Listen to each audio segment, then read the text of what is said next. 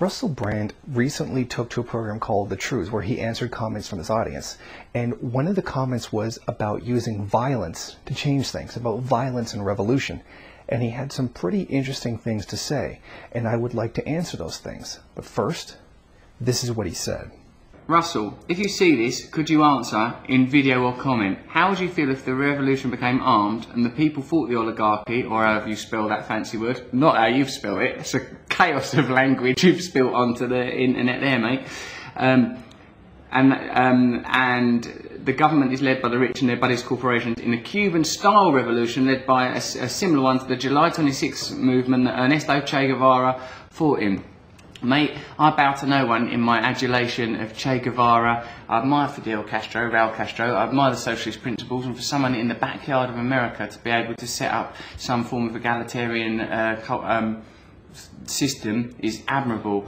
But when you look at Cuba closely, it's a bit heavy. Also, this is what I think. For a true revolution, we've got to have some absolute principles about sort of brutality and violence. Like, surely when we see the stuff with ISIS, it's the brutality that offends us, and it's like, oh my God, this is inhumane, you're going to cut that bloke, oh Jesus, fuck. Like, but the reason, of course, that we're in this situation, in this conversation, is because of our own brutality, because of our own military action. So if we, the people, unify and think, well, let's confront this corruption and the oligarchy, as you say, then if our means are violence, then in a way, if you sort of look at it beyond the individual, it's kind of like, it's the strand of energy named violence is one of the things we want to avoid. So in short, I do like how Che Guevara looks, and I love Fidel Castro's cigar smoking, and I love the glamour and the stars and the Kalashnikovs and all that, but I don't think you can be violent, especially not if you drink from quite refined teacups, as I do. The first thing that should be pointed out is that Che Guevara was not in the July 26th movement. This actually occurred before Che had actually met Castro, but that's just a side note. What Brandt typifies is a liberal. I love the Cuban Revolution. I love that they stood up to their dictator and fought for their freedom. I love the whole revolution, the fighting, the struggle to give their country into what they were shooting for, and it was right to throw out that terrible dictator, Batista. But I don't like communism. But I don't want to do the same thing because I don't like that kind of violence. We're always left with this mentality by liberals that we shouldn't use violence to change things. But this is again one of those really reactionary liberal ideas. If you ask them, they would certainly believe that if somebody was using violence against you, you would have the right to use violence back, to defend yourself. If somebody was breaking into your home with the intent of killing you and killing your family, they would most likely agree that you should be able to use an equal amount of force back in order to stop them. But for some reason in their mind, once this takes on a social dimension, once this is placed into the context of a society, it all of a sudden becomes wrong. On an individual level, it's fine, and that people have a right to use violence to defend themselves. But when this is put on a social scale, a large amount of people, then all of a sudden that becomes negated. It's very easy for liberals to argue against the use of violence, particularly people like Russel Brand. And it's easy to do so when you're not the one being attacked.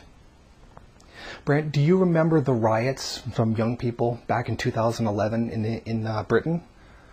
When that kid was killed, and then young people, immigrants, whatever, rioted for several days. Or in Ferguson, when, Michael Brown was killed, and then the police responded with mass amounts of violence, even provoking that violence into happening to begin with. The enemy is already using violence, but they will argue that you have the right to defend yourself, but not in a social context. If the enemy is already using violence, what are you supposed to do? Just stand there and let them use violence against you? The reason why liberals can argue this and advocate for nonviolence, because they're literally not the primary victims of it. The vast majority of the violence this system, the capitalist imperialism, carries out is against people in the third world. Any violence that went on in Occupy Wall Street, even Ferguson, is nothing compared to the violence that was carried out against the people in Iraq. It is nothing compared to the violence that was carried out against people in Afghanistan. Compare this to the Chile 9/11, to all the incidents of imperialism going back for its entire existence.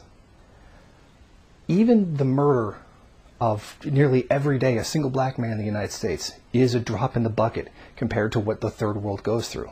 That doesn't mean it's okay to do it. I'm just saying it's easy to be nonviolent when you're not the one who's being attacked. And this is one of those reasons why first world people don't get the job done, and why we can't expect first world people to be revolutionary.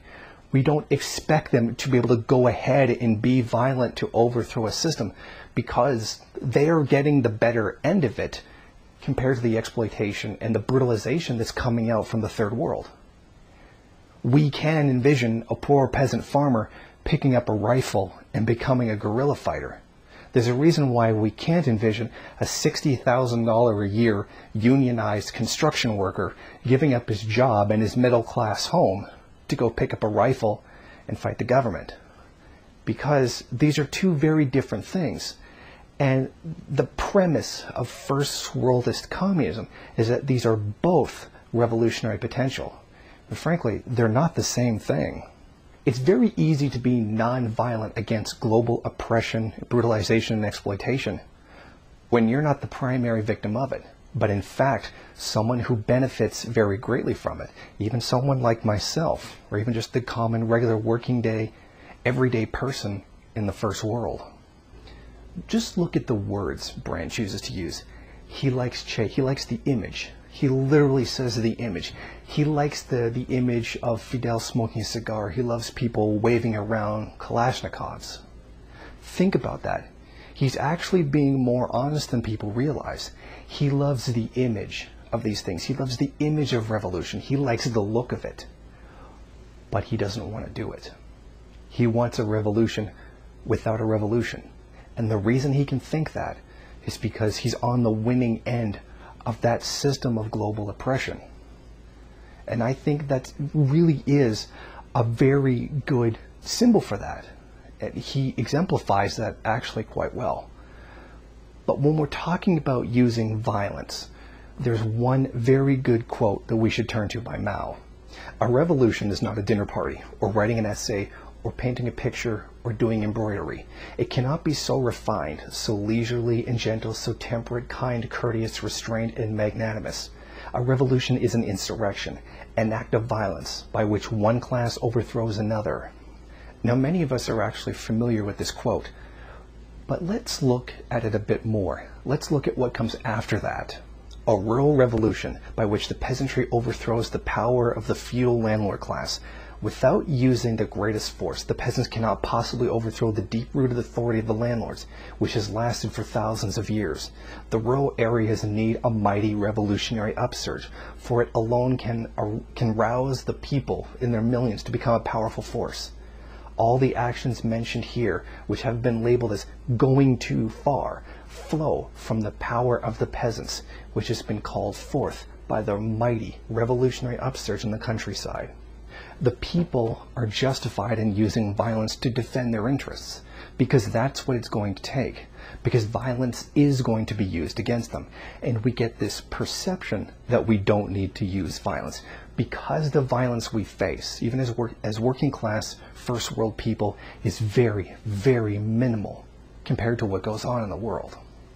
And I think it's just so great that quote by Mao, that revolution is not a dinner party, and that Russel Brand so openly rejects the idea of armed struggle as he's literally drinking tea, doing what is stereotypically one of the British images of civilization and being refined and being civilized, which I always thought was a great image while it was standing on top of the entire British Empire and the suffering it caused. That's a perfect symbol for what it is that he really believes in, and a perfect symbol for liberalism in general. A revolution without a revolution. A revolution that is literally afternoon tea. Capitalism came into existence soaked in blood. And frankly, it will have to leave the same way. Thank you for watching. Please comment and rate the video. If you liked it, hit subscribe or check out some of these other great videos. If you wish, share it on social media. While you're at it, why don't you follow me on Twitter? And if you got time, go on over to the MRN bookstore and check out some of the latest books available.